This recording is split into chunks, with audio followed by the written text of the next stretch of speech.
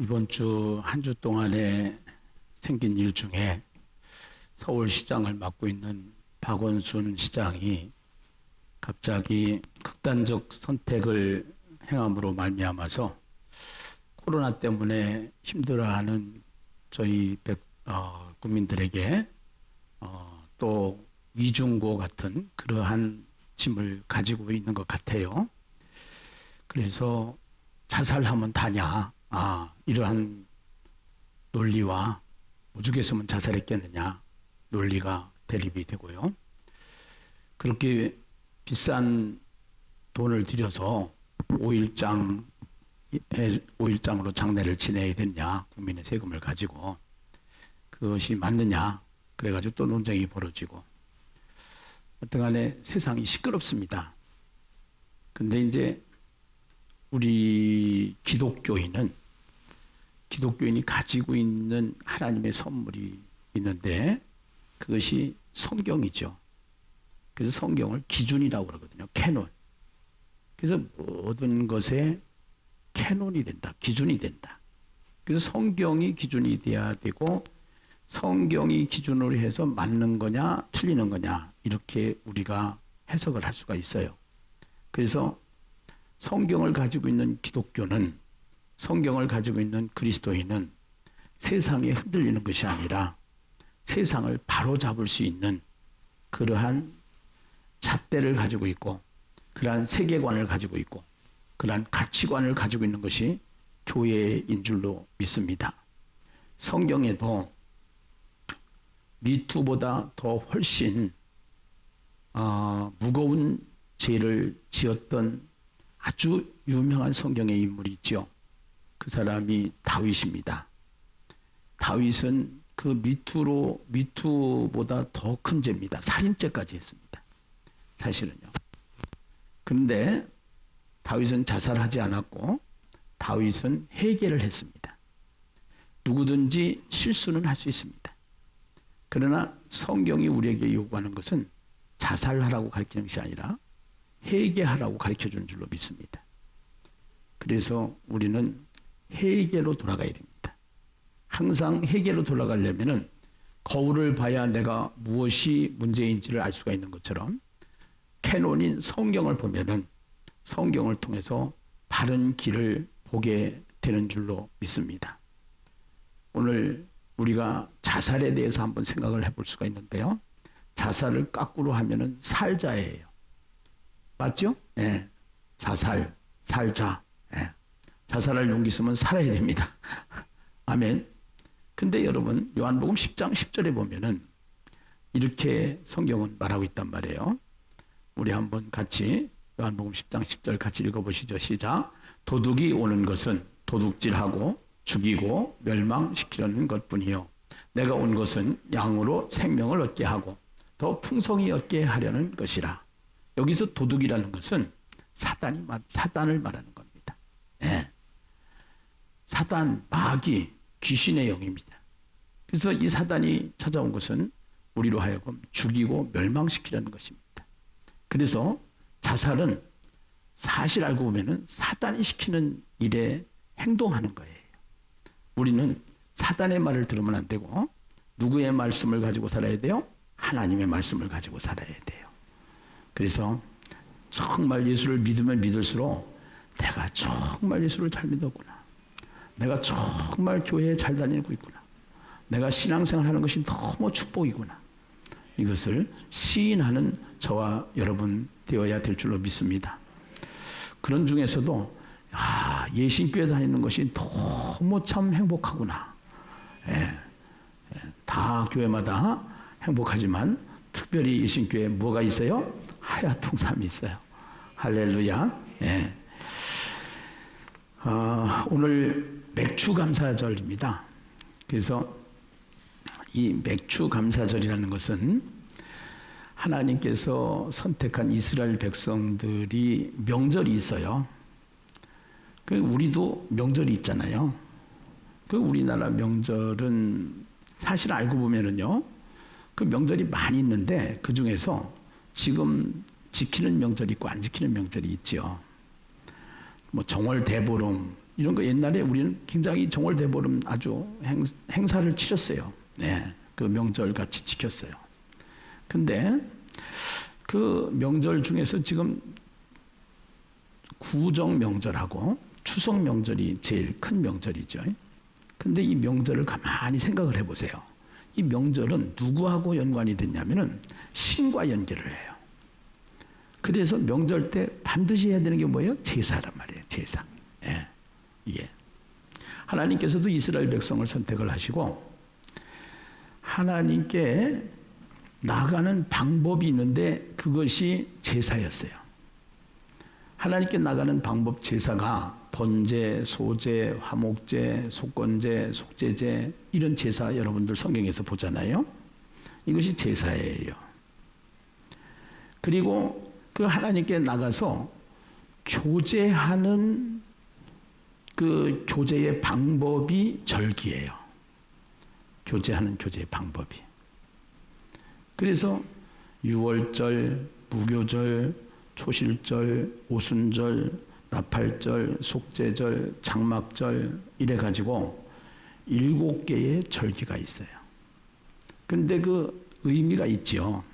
유월절은 예수님의 십자가 사건을 의미하고 무교절은 예수님의 무덤 사건을 의미하고 또 초실절은 예수님의 부활 사건을 의미해서 첫 열매 여기에 의미를 두고 그래서 그러한 의미를 가지고 있어요. 이것을 더 쉽게 하면 예수님이 이 땅에 오시기 전에 예수님께서 이 땅에 오시면은 무슨 일을 할 것인가 그를 구약성경에 오시기 전에 구약성경에 절기를 정하게 하시고 그것을 지키라고 하시고 결국은 예수님이 오심으로 말미암아 그 6월절이 이제는 지키지 않아도 되고 우리는 성찬으로 그것이 대체가 됐고 안식일이 우리는 주일로 대체가 되어졌고 이런 식으로 해서 모델하우스가 본 아파트가 지어지면은 모델하우스가 부수는 것처럼 이제는 그렇게 절기의 모습이 변했는데 정신은 중요해요. 그래서 이것을 세대주의라고 하는 해석 방법이 있는데 세대주의 해석 방법은 이것을 딱딱 끊어가지고 설명을 하는 설교들을 많이 하고 계시는데 그것이 세대주의적인 해석이고 세대주의적인 해석을 하면은 나중에 뭔가가 짝이 잘 안 맞아요. 네. 그래서 신학도 발전을 해요.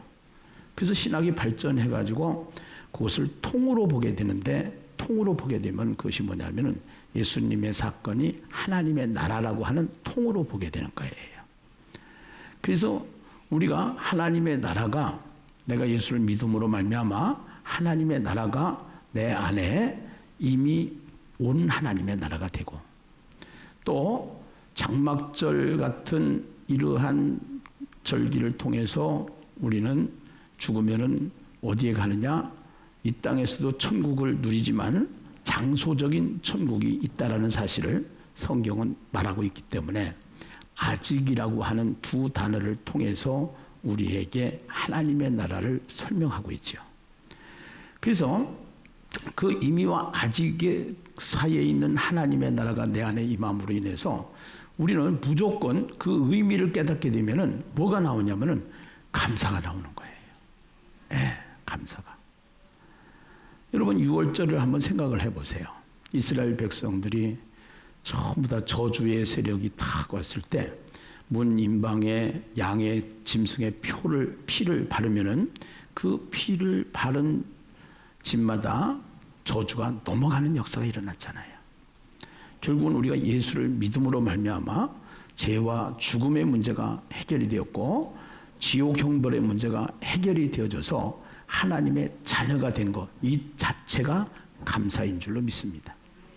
그래서 우리는 감사를 잃어버리면 안 되는 거예요. 그래서 신앙생활에서 가장 중요한 테마가 있다고 그러면 감사라는 거죠. 그래서 항상 기뻐하라, 쉬지 말고 기도하라, 범사에 뭐하라? 감사하라. 이는 그리스도 예수 안에서 너희를 향하신 하나님의 무엇이다? 뜻이다. 감사하는 것은 하나님의 뜻이다. 아멘이죠. 옛날에 두 마을이 있었대요. 한 마을은 불평촌이고 한 마을은 감사촌이래요.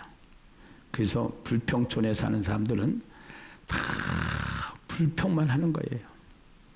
뭐가 어떻고 마음에 안 들고, 목사님 설교가 마음에 안 들고, 목사님 하야통삼 하라고 하는데 그것도 마음에 안 들고. 그래서 하여튼간에 하는 일들이 자기가 보기에는 전부 다 불평거린 거예요. 일어나가지고서 오늘 왜 이렇게 날씨가 흐려? 이게 불평이에요. 이 불평하는 마을에 살던 한 분이 감사촌에 놀러를 갔대요. 하루는. 불평촌에 사는 한 사람이. 그 감사촌에 놀러 가니까 이 사람들은 전부 다 감사를 하는 거예요. 아이고 하나님 감사해요. 오늘 설교 말씀 감사해요. 하야통삼하게 해주신 하나님 감사해요. 또 전도하라고 하시는 하나님 감사해요. 아멘이 안 나오는 거 보니까 감사 안 하는 겁니다. 이 사람들은 다 감사를 하는 거예요. 그래가지고 불평촌에 살던 사람이 하루 감사촌에 가가지고서 충격을 받았어요. 충격을 받아가지고서 다시 저녁 때 돼가지고 집으로 왔는데, 집에 오자마자 이분이 또 갑자기 자기 체질이 하루아침에 안 바뀌는 것 같아요. 감사촌에 가가지고 얻어먹은 것도 없이 감사만 하고 왔네. 에이씨 그러더래. 네. 여러분, 우리는 원망하고 불평하고 교만하고 이런 체질 속에서 이제는 하나님께서 구원받은 우리로 하여금, 진짜 구원받은 우리가 구원받은 감격이 있다고 그러면은 감사로 바꿔야 되는 줄로 믿습니다. 그 나머지 절기는 다 안 지키더라도 우리가 이 추수감사절, 맥주감사절은 지키는 거예요. 그것을 맥주감사절을 정하고서 뭐 하자고? 감사하는 생활, 감사 잊어버리지 말자고. 예. 감사를 잊어버리지 말자고. 할렐루야. 예. 그래서 이 감사절이 있단 말이에요. 그런데 그 감사를 하기 위해서는 어떻게 되냐? 제사를 지낸단 말이에요. 제사. 예. 그 제사를 지내가지고 제사를 통해서 그 절기를 정하고 절기에 하나님과 교제하는 방법을 하나님이 훈련을 시켜나갔는데, 오늘 우리가 중요한 거는요, 구약의 제사는 신약으로 넘어오면은 이것이 예배가 되는 거예요. 예. 따라서 합세요. 구약의 제사는 신약에 넘어오면은 예배가 됩니다. 그래서 예배의 성공자가 돼야지, 예배의 실패자가 되면은 결국 감사를 잃어버리게 되는데, 오늘 우리가 성경을 창세기부터 시작을 해가지고 하야통삼을 전교인이 시작을 했어요. 1장하고 2장하고 3장하고 그래서 6장까지 나갔어요. 그래서 여러분들이 6장까지 가는 중에 여러분들이 해야 할 일은 뭐냐면은 이 하야통삼 교재를 가지고 대화체로 색상별로 분류를 해가지고 성경을 읽는 훈련을 하는 거예요. 그것이 성경 정독 훈련이죠. 그리고 성경 통독하던 것을 중단하지 마시고 도전을 해서요, 내가 성경 6월달부터 시작을 해서 7월달부터 시작을 해가지고 이제 일독을 다시 한번 해야 되겠다. 그래서 목표를 정하시고 성경을 또 통독을 하시는데, 그래서 성경을 쭉 읽으시고 성경을 대화체로 통독을 하시고, 그 다음에 이제 여러분들이 설교를 새벽 시간에 못 나와도 유튜브를 통해서 다 열어서 볼 수가 있으니까 설교 말씀을 이 책에다가 적어가면서 들으시고, 그렇게 하고 그 다음에 또 뒤에 영성 일기도 이제 예수님과 함께 하는 부분에 일기도 기록을 해가면서, 우선 복잡하면은요 한 가지만 하세요. 대화체만 하세요. 그 다음에 설교만 들으세요. 이렇게 해가지고 시작을 하시면서, 하루아침에 모든 것은 바뀌는 것이 아니니까요, 서서히 훈련을 받으시면 되니까 부담 갖지 마시고 할 수 있는 범위만큼만 따라오세요. 중요한 것은요, 순종이 중요한 거예요. 하려고 하는 자세가 중요한 거예요. 그렇게 하다가 보면은 어느 날 우리가 놀라운 하나님의 사건들을 경험하게 될 줄로 믿습니다. 할렐루야. 예. 그래서 성경을 봐도 성경을 어떻게 볼 것인가, 이 관점이 중요한 거예요. 그래서 성경을 보는 그 컨셉 자체가 있는데, 거의 성경은요 두 보따리로 만들어졌어요. 로마서를 보면은 1장부터 11장까지는 교리에 대해서 해놨고요, 12장부터 16장까지는 그 교리를 가지고 어떻게 살 것이냐에 대해서 해놨어요. 그럼 창세기는 어떻게 됐냐? 창조에 대한 한 보따리가 있고 동행에 대한 한 보따리가 있다 그랬어요. 그래서 창조의 목적이 뭐냐? 그래서 무엇을 창조했느냐, 이게 관점이 아니고요, 성경을 보는 관점이에요. 관점인데, 그 창조의 목적은 하나님께서 이 세상을 창조하시고 그 창조하신 땅, 이 땅 아담아라고 하는 곳에 하나님이 아담을 만들어서 거기에 살게 하시는 거예요. 그래서 그 아담이 사람이거든요. 그래서 그 사람은 누구와 같이 살게 되냐면 하나님과 함께 살게 돼 있어요. 그래서 땅, 사람, 하나님은 같이 함께 나가는 공동체예요. 그래서 성경을 이러한 관점에서 새벽 기도를 들어보면 여러분들이 그것을 알 수가 있는 거예요. 동행이라는 단어도 금요일 날 저녁에 제가 말씀을 드렸는데요, 여러분들 성경을 아무리 열심히 읽어도요 그냥 한글로 동행을 읽으면 이해가 안 가는 거예요. 그 동행이라는 것은 같이 투게더죠, 함께 가는 것이죠. 그것이 우리가 가지고 있는 동행의 의미인데요, 그러면은 인간이 하나님과 동행을 하려면은, 하나님과 동행을 하기 위해서 이것을 동행이라는 단어를 좀 더 하나님과 걸음을 맞춰가는 것인데, 시간을 맞추는 거고 그 다음에 마음을 맞추는 거예요. 하나님의 뜻을 맞추는 거예요. 그런데 인간이 하나님 뜻, 하나님의 시간을 다 맞출 수 있어요, 없어요? 없는 거예요. 그렇기 때문에 그 마음을 맞추려고 순종하는 자에게 하나님이 맞춰주시는 겁니다. 쉽게 얘기하면 야곱이 천사와 씨름을 하게 되는데, 그 야곱이 하나님 앞에 간절히 기도를 하잖아요. 맞추려고 자세가 돼 있잖아요. 그때 천사를 보내가지고 야곱하고 씨름을 해가지고 야곱을 천사가 이겨먹는 게 아니라 야곱을 천사가 져줘요. 그러면서 그 야곱의 눈높이에 맞춰지는 거예요. 그것이 동행이에요. 그래서 하나님은요, 우리가 부족함에도 불구하고, 연약함에도 불구하고, 또 실수함에도 불구하고 끝까지 우리를 사랑하시는 분이 하나님이시다. 아멘이시죠? 네. 성경을 이렇게 알고 보면은 재미가 있어요. 성경을 알고 보면은 깨달음이 달라요. 그리고 하나님의 의도를 알 수가 있게 되는 것이에요. 그래서 우리가 이 하야통삼을 하는 굉장히 유익한 부분들이 바로 그러한 부분들에 있지요. 그래서 하나님이 이 세상을 창조하시고 아담과 하와를 만드신 다음에 죄를 짓지 말았는데 죄가 시작이 됐단 말이에요. 그 죄로 말미암아 어떻게 되냐? 하나님을 떠나게 된 거예요. 그래서 하나님이 찾으시죠. 그 하나님을 만나는 방법을 창세기 3장 15절에 길을 만들어 주셨는데, 그것이 여자의 후손이라는 거예요. 그 여자의 후손이 누구를 말하냐? 예수를 말한다 그랬어요. 그래서 그 예수님이 아직 오시지 않았기 때문에 그 예수님을 통해서만 하나님을 만날 수가 있는데, 그 오시지 않은 여자의 후손을 이제 하나님께서 제사라는 카드를 주셔가지고, 현금을 가져야 우리가 물건을 구입할 수 있는데 현금 안 가지고 물건 구입할 수 있는 방법이 카드예요. 카드 있으면 물건을 구입할 수 있는 것처럼 제사를 통해서 하나님을 만날 수 있도록 하나님께서 길을 만들어 주셨다 이 말이에요. 그래서 그 제사가 중요한데, 그 제사가 지금의 신약에 와서는 뭐다? 예배다라는 것이죠. 할렐루야. 네. 그런데 그 제사를 보니까 창세기 4장에 보면은 하나님이 받으시는 제사가 있고 하나님이 안 받으시는 제사가 있다는 거예요. 오늘 우리가 드리는 예배를 하나님이 받으시는 예배가 있고 하나님이 안 받으시는 예배가 있다는 것이죠. 여러분, 가인도요, 자기 동생의 제사는 하나님이 받으셨는데요, 자기 제사는 하나님이 안 받으셨어요.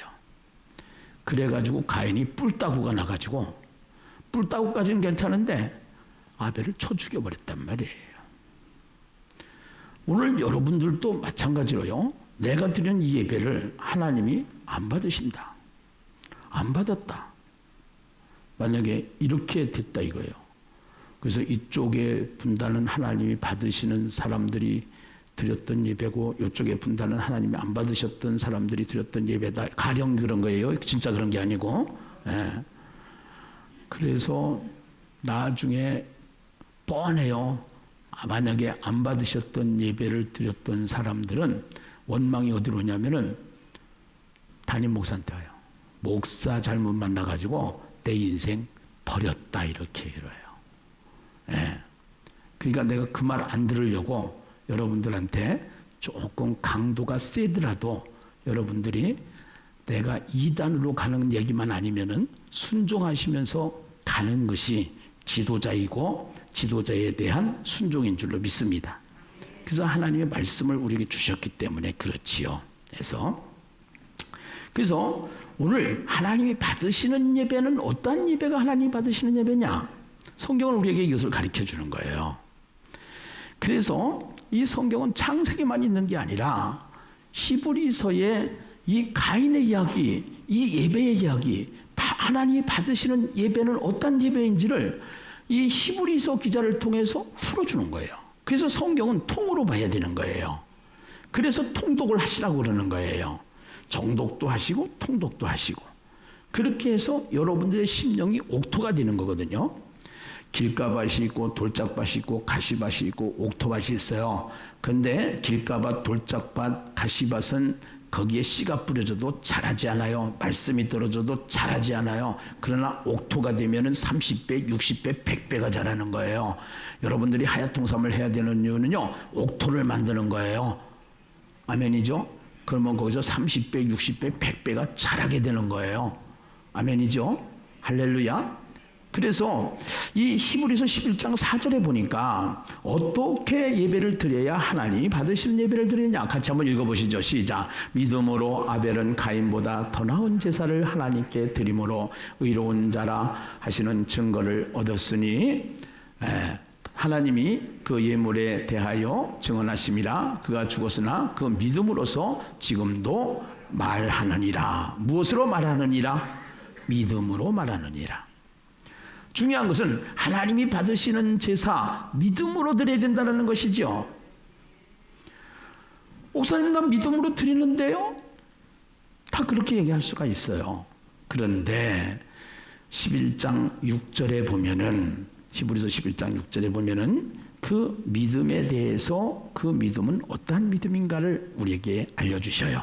같이 한번 읽어보세요. 시작. 믿음이 없이는 하나님을 기쁘시게 하지 못하나니 하나님께 나아가는 자는 반드시 그가 계신 것과 또한 그가 자기를 찾는 자들에게 상 주시는 이심을 믿어야 할지니라. 믿음에 대해서 구체적으로 설명해요. 첫째는 그가 계신 것, 둘째는 그분이 상 주시는 하나님이심을 믿는 것. 아멘. 할렐루야. 예. 오늘 그가 계신 것. 여러분, 우리가 만난 예수, 우리가 믿는 예수는 그분은 완전한 인간이면서 그분은 완전한 하나님이신 것을 믿으시면 아멘. 할렐루야. 네. 그래서 그분은 인간으로 오셨지만 그분은 하나님의 아들이신 거예요. 자, 그분이 33년의 생애를 사시면서 우리와 같은 똑같은 육신의 모습으로 계실 때는요, 그분은 시간과 공간을 제한을 가지고 있었어요. 예수님이 베들레헴에 계실 때 베들레헴에 있었어요. 호숫가에 계실 때는 호숫가에 계셨어요. 예. 여기 있다 저기 있다 못 하셨어요. 그것은 사람으로 우리에게 보여주신 그림이에요. 근데 사람들이 예수님을 십자가에 매달아서 죽였어요.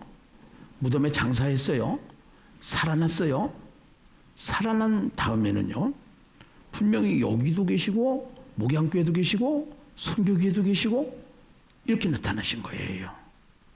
그분이 무엇임을 우리에게 보여주신 사건이에요? 하나님이심을, 신이심을 우리에게 보여주신 거예요. 그 예수님께서 제자들이 보는 가운데서 하늘로 올라가셨죠. 하늘로 올라가신 그 예수는 이제 올라가신 모습 그대로 다시 오리라 그랬는데요.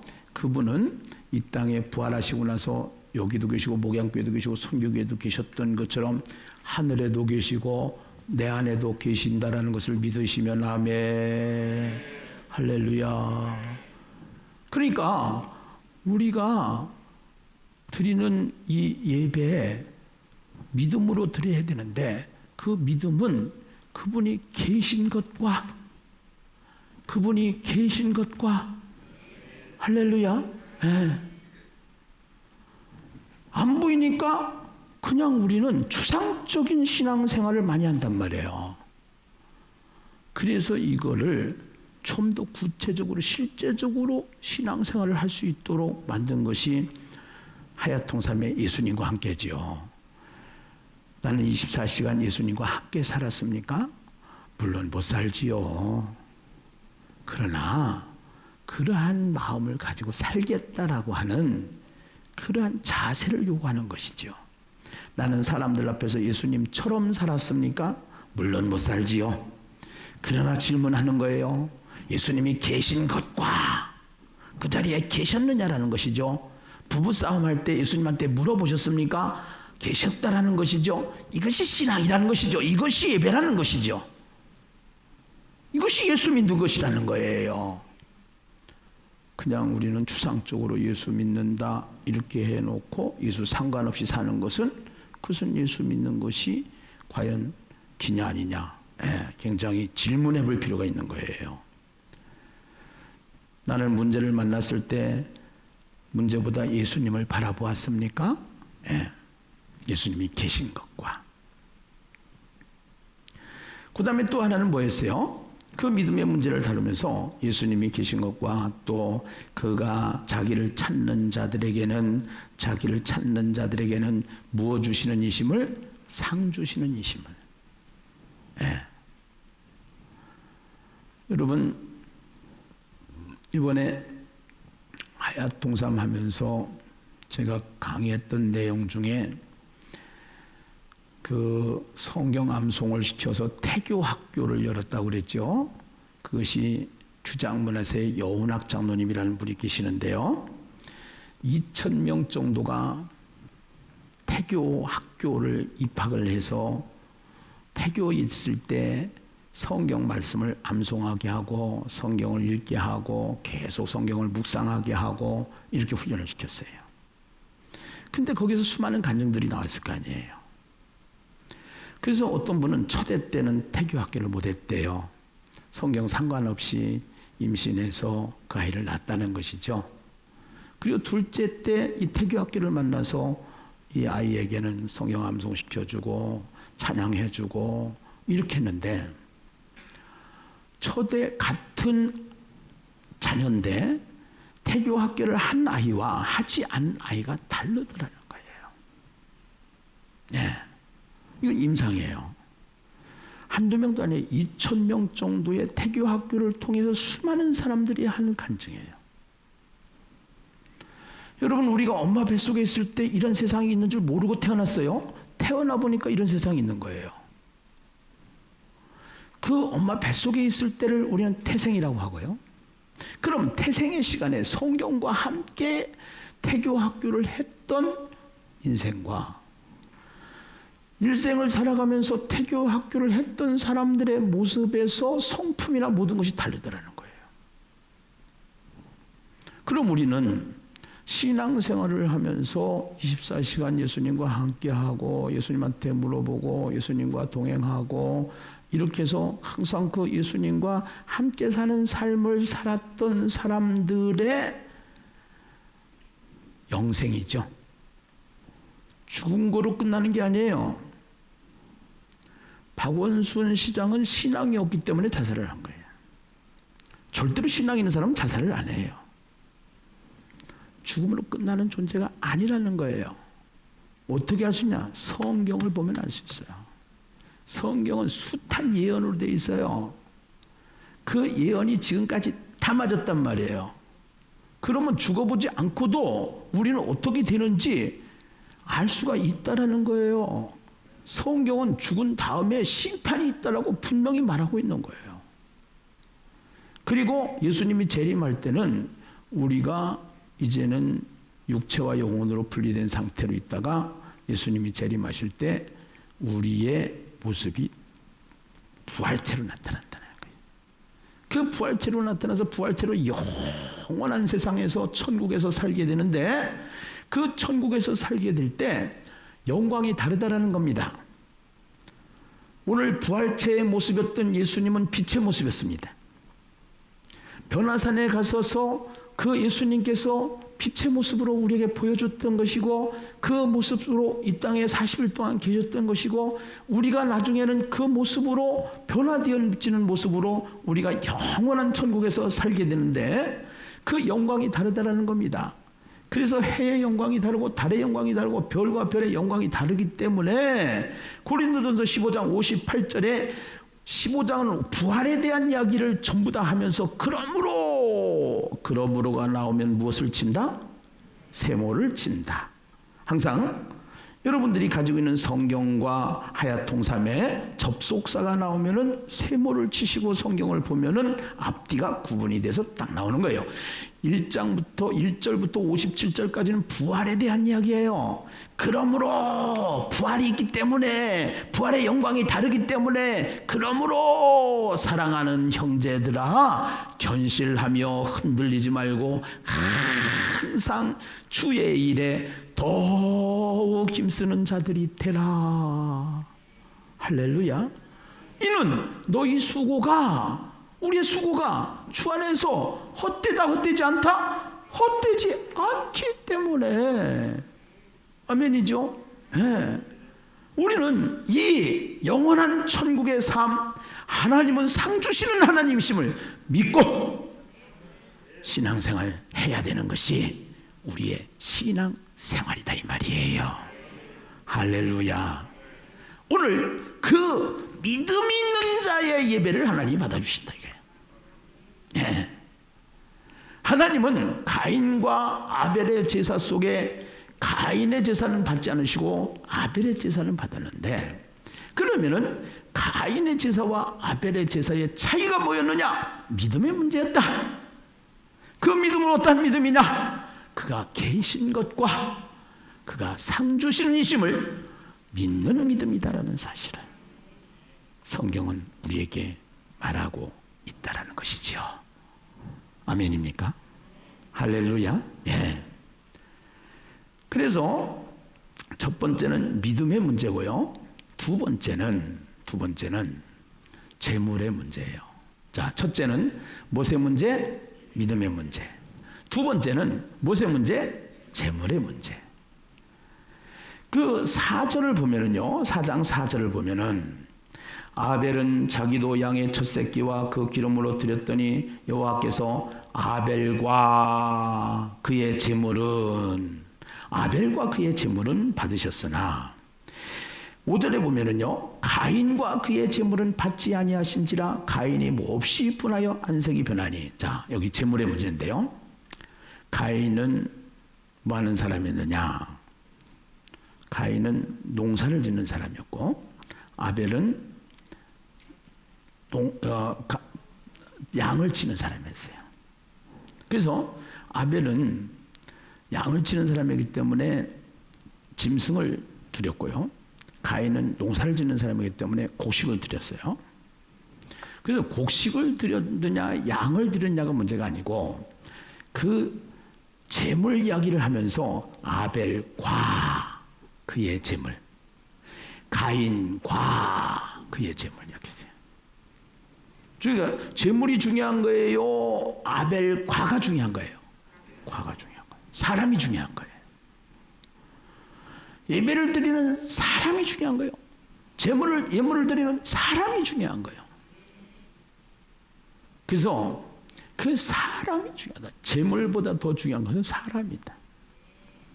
그래서 여러분, 예배에 대한 제가 계속 말씀을 통해서 가르쳐 드린 것은, 우리가 지금 드리는 예배는 리허설이라고 하면은, 이 리허설이 끝나면 바로 나가서 실제를 하는 거잖아요. 그래서 나가자마자 삶이 실제가 예배가 될 수 있도록 하기 위해서 예배가 필요한 거예요. 그러니까 무슨 얘기냐, 삶이 바뀌지 아니하면은 절대로 예배가 안 된다 이 말이에요. 그의 삶은 하나님이 받아줄 수가 없다 이 말이죠. 그래서 왜 하야 통삼을 만들었어요? 통삼이라면 삶. 설교를 통해서, 말씀을 통해서, 예수님을 통해서 나의 삶이 바뀌는 거예요. 그 예배의 성공자가 되는 거예요. 아멘입니까? 그런데 이거를 바울은 이렇게 해석을 해요. 그러면 그 재물이 나여야 된다. 나 자신이 재물이 되어야 된다. 그것을 산 재물이라고 한단 말이에요. 로마서 12장 1절에. 로마서 12장 1절 같이 읽어보시죠. 시작. 그러므로 형제들아 내가 하나님의 모든 자비하심으로 너희를 권하노니 너희 몸을 하나님이 기뻐하시는 거룩한 산 제물로 드리라. 이는 너희가 드릴 영적 예배니라. 할렐루야. 산 제물로 드리라라는 거예요. 산 제물. 그래서 요한일서 3장 12절에 보면은요, 성경은 우리에게 이렇게 이야기합니다. 같이 한번 읽어보겠습니다. 시작.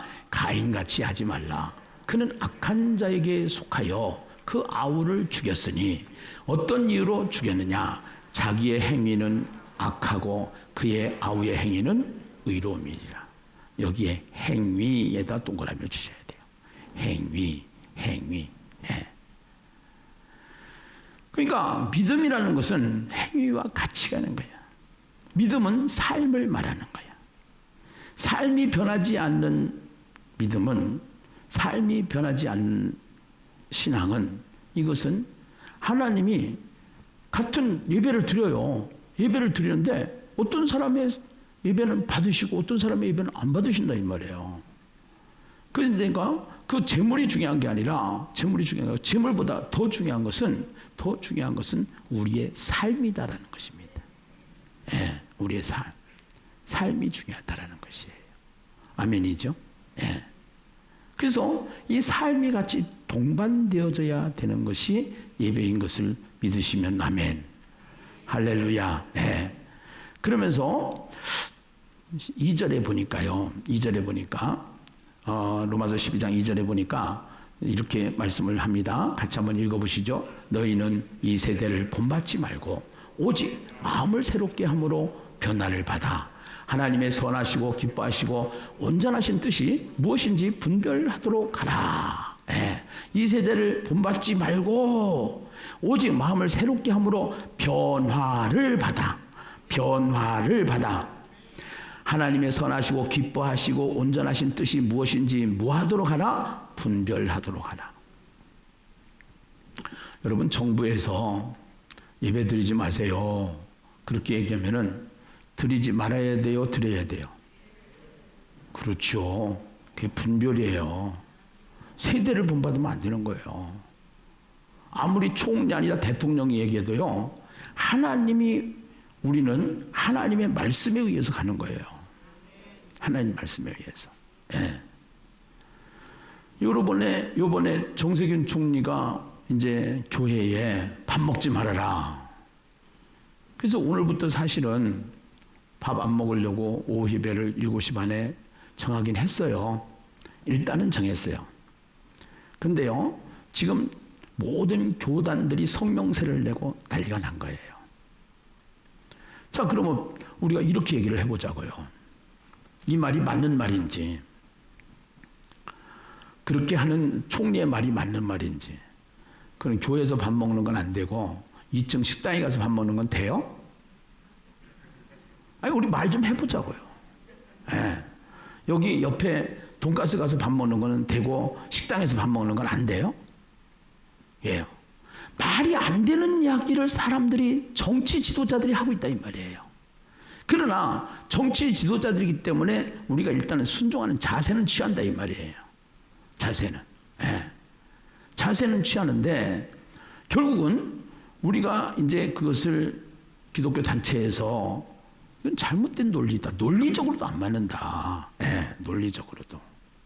소그룹 모임하지 말아라. 그러면 자기네들 회의 안 해요? 동사무소, 구청, 시청 다 회의하잖아요. 다 앉아서 해요. 해가지고 자기네들은 하면서 왜 우리는 하지 말라는 거예요. 그게 차별이잖아요. 그러니까 인간이 가지고 있는 지식과 지혜는요, 이게 기준이 될 수가 없는 거예요. 성경을 가지고 있지 않은 세상의 사람들은, 자, 5일장이 오르냐, 국가에 세금을 내서 저렇게 하는 게 되냐, 그 사람의 공로가 있기 때문에 그렇게 해야 된다, 이래가지고 그 논리를 만들어서 그 논리를 가지고 그것을 자꾸 인식을 시켜가면서 세상을 끌고 가는데, 우리는 흔들리면 안 되는 게 있단 말이에요. 세대를, 여기에 너희는 변화를 받아 하나님의 선하시고 기뻐하시고 온전하신 뜻이 무엇인지 분별할 수 있는 세대를 본받지 말고 분별할 수 있는 분별력이 있어야 되는데, 그 분별력은 어디서 나오느냐? 성경에서 나온다, 이 말이에요. 아멘이죠? 예. 아니, 그래서 지금 당장 우리가 전도사관학교 30개 로칸에서 사관학교를 해야 되는데, 이게 지금 정부에서 그렇게 발표가 되다 보니까 혼돈이 된 거예요. 그러면 이 전도사관학교를 총지휘하고 있는 대표인 제 입장에서는 거기에다가 지침을 만들어줘야 된단 말이에요. 지침을. 그래서 이 지침을 어제 하루 종일 또 만들었어요. 이거를 만들어야만 또 전체 지부에서 우리가 이제 이걸 가지고 하니까, 정부의 교회 소모임 금지 조치에 따른 예심 선교의 입장, 정부의 교회 정규 예배와 예배의 모임 행사 금지 조치라는 이번 발표는 그간 코로나19 확산 방지를 위해 몸부림쳐온 한국교회의 의지와 노력에 찬물을 끼얹었다. 한국교회 전체를 싸잡아 감염병 전파의 온상으로 지목한 것이라 할 수 있다. 정부 기관과 식당을 비롯해 예식장, 운동시설, 유흥시설, 학원, 커피숍, PC방 등은 버젓이 영업하고, 관공서 등에서는 사회적 거리 두기마저 잘 지켜지지 않는 가운데 교회에 대해서만 압박을 가하고 있기 때문이다. 예심선교회는 한국교회와 함께 그동안 철저하게 방역수칙을 준수하며 코로나19 감염 확산 방지를 위해 애써왔으며, 앞으로도 코로나19 종식을 위해 계속 기도하며 대한민국의 안녕과 지역사회의 안전을 위해 변함없이 방역에 만전을 기할 것이다.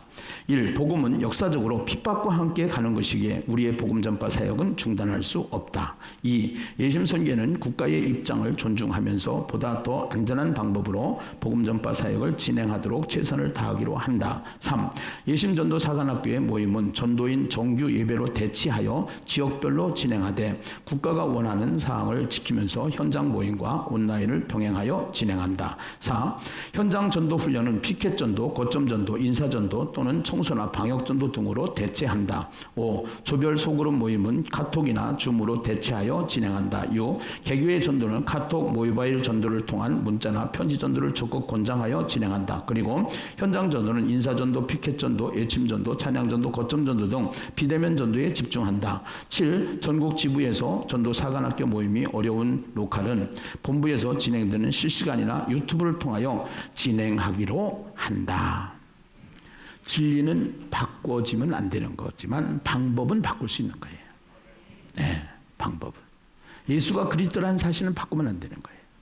그러나 옛날에 나가서 애침 전도하고 또 막 길거리 나가서 딱 붙어가지고 전도하고, 이것을 피켓 전도하고, 이렇게 방법은 얼마든지 문자 전도하고, 이걸 중단하면 안 되는 거예요. 교회가 이 일을 중단하면, 코로나 때문에 이 일이 중단되면 안 되는 거예요. 이것이 우리가 바른 예배관이란 말이에요. 바른 신앙관이란 말이에요. 아멘입니까?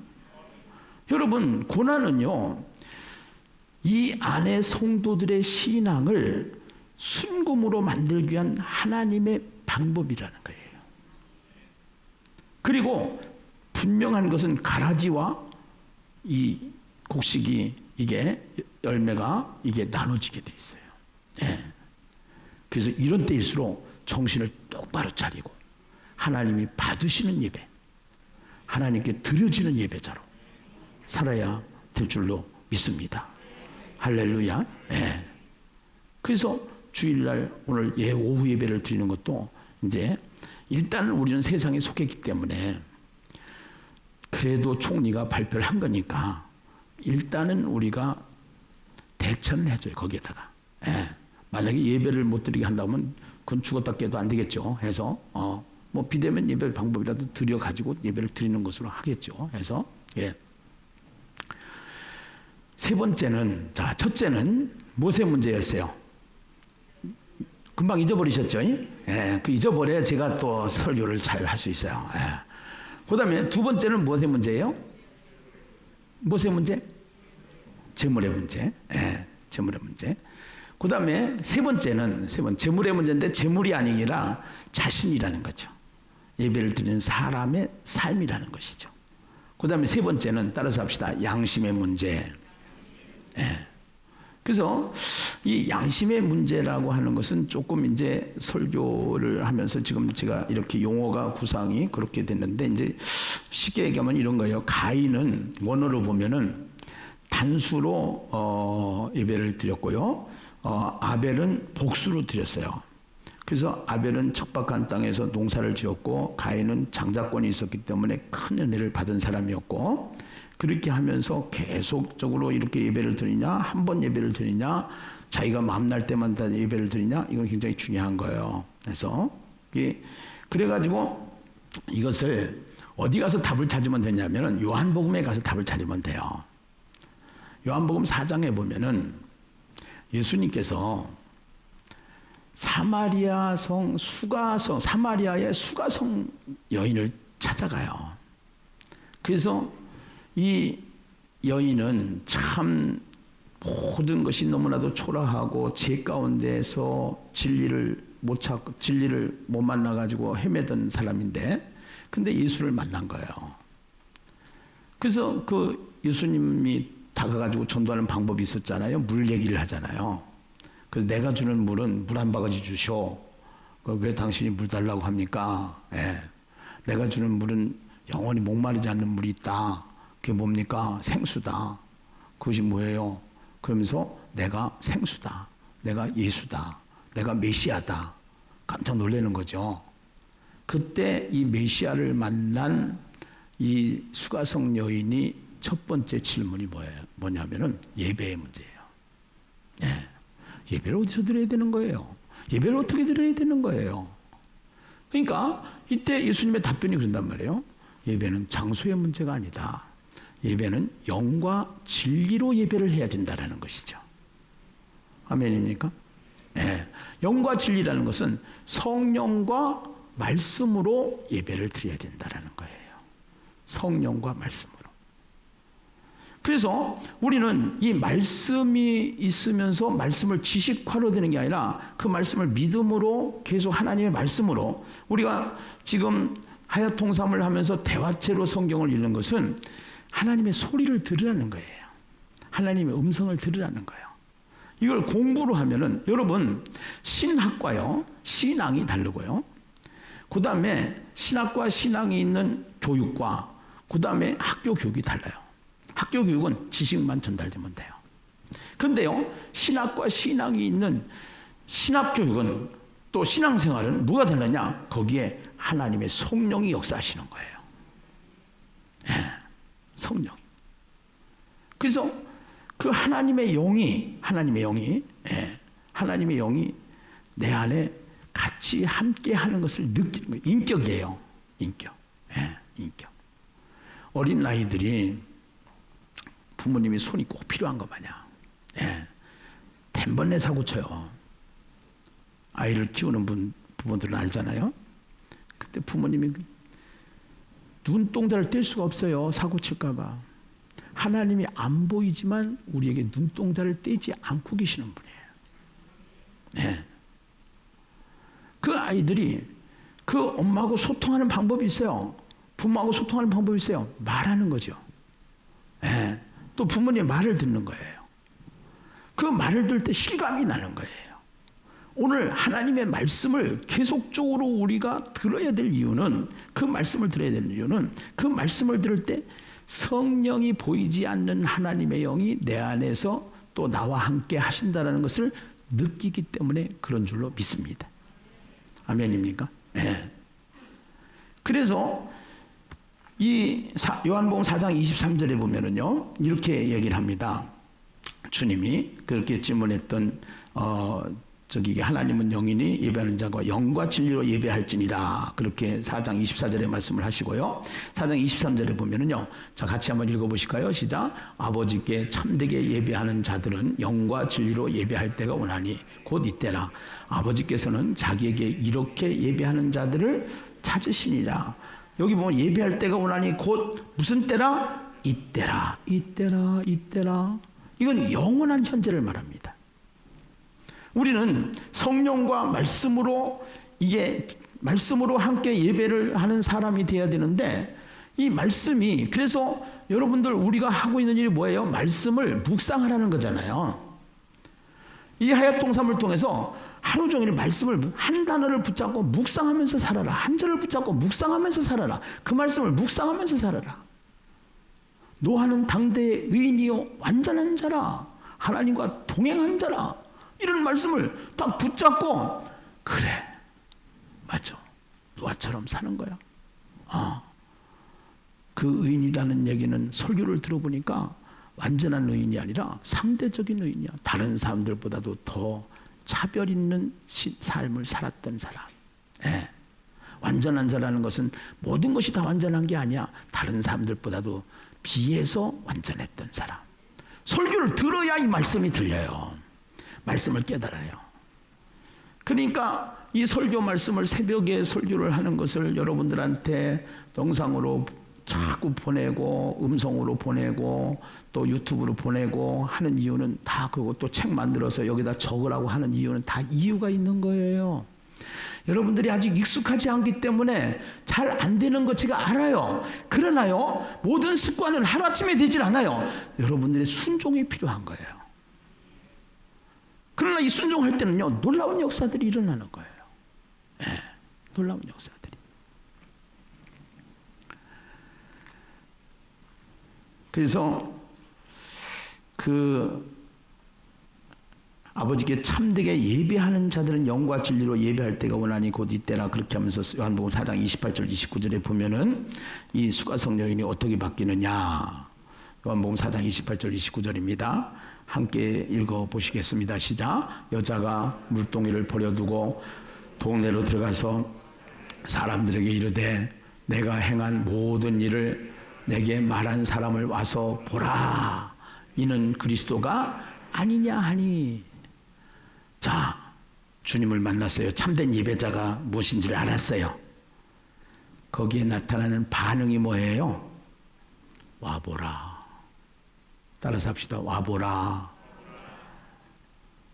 내가 만난 예수가 그리스도다. 옛날에는 이거를 나가서 예침 전도를 했어요. 우리가요. 네. 여러분, 우리가 삼생이 있어요. 태생이라는 시간이 있어요. 일생이라는 시간이 있어요. 영생이라는 시간이 있어요. 막 이래가면서 막 메가폰을 차고 저도 연정 사거리 가서 막 열심히 했어요. 네. 근데 지금은 그렇게 하면은 사람들이 침 튄다 뭐 한다 이제 이래 가지고서 자꾸 손가락질 하니까, 그래서 진리는 바꾸지 않지만 진리를 전하는 방법은 바꿀 수 있다 없다? 있다. 그래서 거점 전도 만들어 놓고 거기서 아주 시원한 음료수 한 잔씩 좋아하니까 얼마나 좋아하는지 몰라요. 얼마나 좋아하는지. 예. 그 다음에 공원에 가가지고서 이 피켓을 들고 다니면은요, 이거를 보지 말라고 해도 보게 돼요. 사람들이요. 예, 보게 돼요. 뭐라고 안 했어요. 그냥 이거를 피켓만 들고 있었어요. 예, 피켓만 들고 있는데 그 현장을 가지고 지금 우리 전도사님이 열심히 하고 있는데, 그 전도사님의 그 열심히 하는 모습 속에 간증을 잠깐 듣고 설교를 마무리하려고 그래요. 이계수 전사님 나오셔가지고 피켓 전도가 어떠한 것인지, 또 이거를 할 때 어떠한 역사들이 있는지 잠깐 우리 전사님 간증을 통해서 잠깐 우리 은혜를 받도록 하십시다. 그래서 네. 박수 한번 주세요. 그 마스크를 다 쓰고 계시니까 제가 그 9시 예배에서는 엄청나게 얼었어요. 무서워가지고 무서워할 거 없어요. 마스크 써서 그래요. 표정이 안 보이니까 너무 무서운 거예요. 근데 이거 그 뒤에 마이크 대야 돼요. 뒤에서도 다 보이시죠? 글씨를 너무 이렇게 다른 데서 맞춰오거나 만드는 거하고 다르게 이거 정문경. 정문경 그 청년이 만들었거든요. 밤을 새우면서 울면서 만들었어요. 이거 하나 글씨 팔 때마다 울고 하여튼 밤새도록 울면서 밤을 꼬박 새우고 단 1분도 안 쉬고 앉지도 않고 이렇게 만드는 거예요. 그러면 만든 사람이 그렇게 만들면 보는 사람에게도 동일한 감동이 전달이 되는 겁니다. 그래서 이 피켓을 가지고 이제 공원에서 이렇게 운동하는 사람들은 시계 방향으로 이렇게 돌게 되잖아요. 그럼 우리는 역주행을 하는 거예요. 뚝뚝 떨어져서 들고만 가면 그 사람들 다 읽죠. 다 읽고 그 다음에 이렇게 뒤집어서 또 하면 그분들이 충분히 읽습니다. 그리고 요즘에 분위기가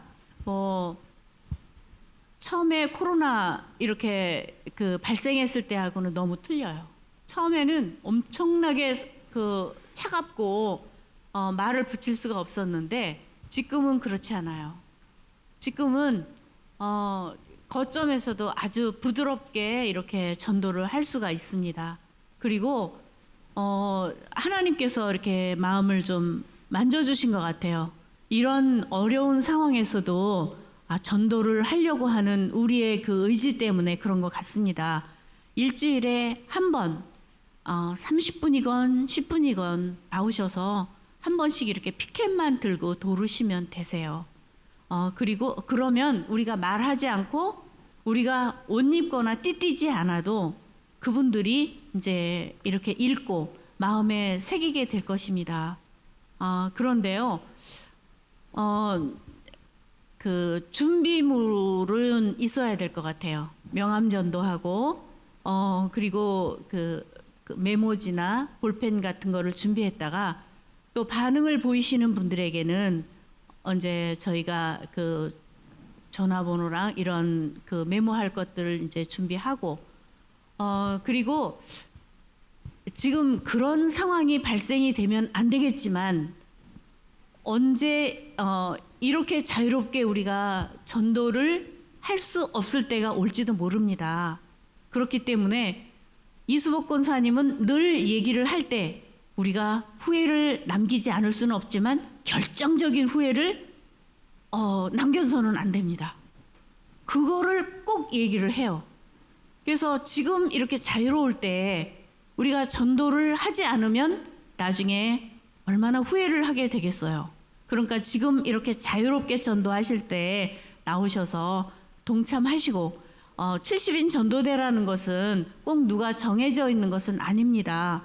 그러니까 누구든지 전도하고 싶으시면 나와서 합류하시면 되고 저한테 전화 주시면 제가 이렇게 같이 할 수 있도록 이렇게 안내를 해드리겠습니다.